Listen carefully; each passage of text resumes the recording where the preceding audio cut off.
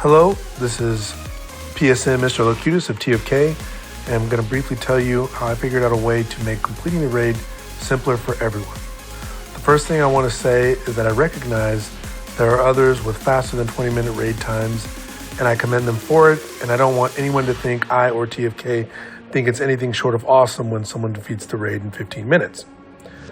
So this isn't to show that our way's better, it's just to show that this way can be used by any group of 8 to complete the raid.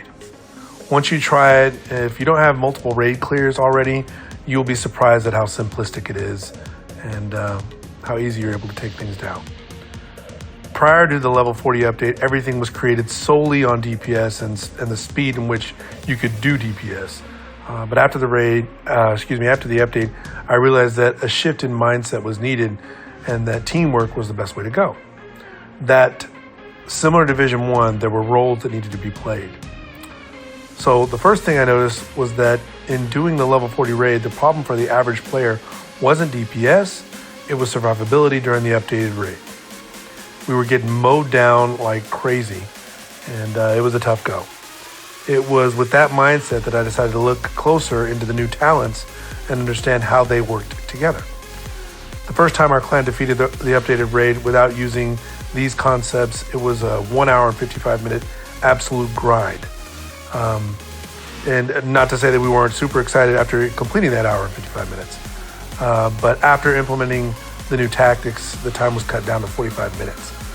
And that was prior to the bombardment of the leaderboard with glitched results.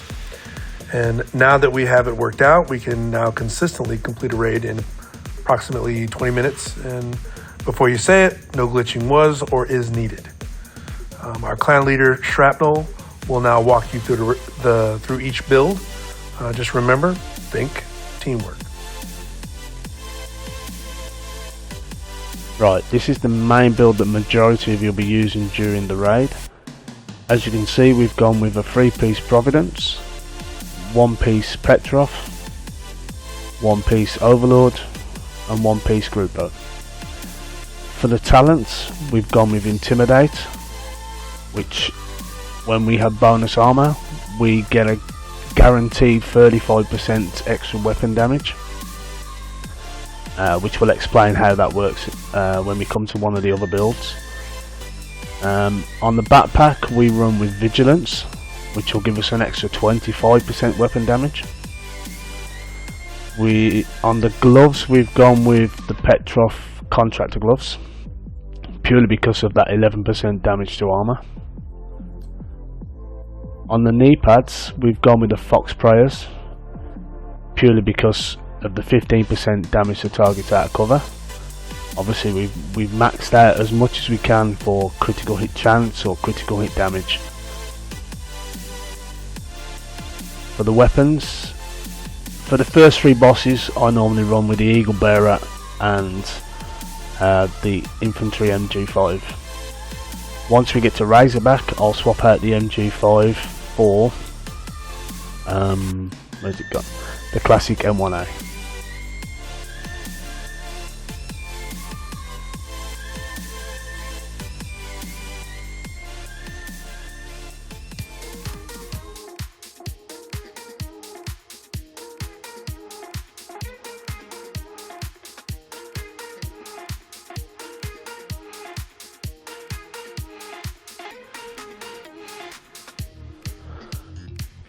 Okay, this build is pretty much identical to the Intimidated build.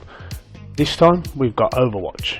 Overwatch gives you 12% weapon damage when sitting in cover for more than 10 seconds for you and your allies. This is ideal for people that's going to be sitting in cover throughout the whole of this raid.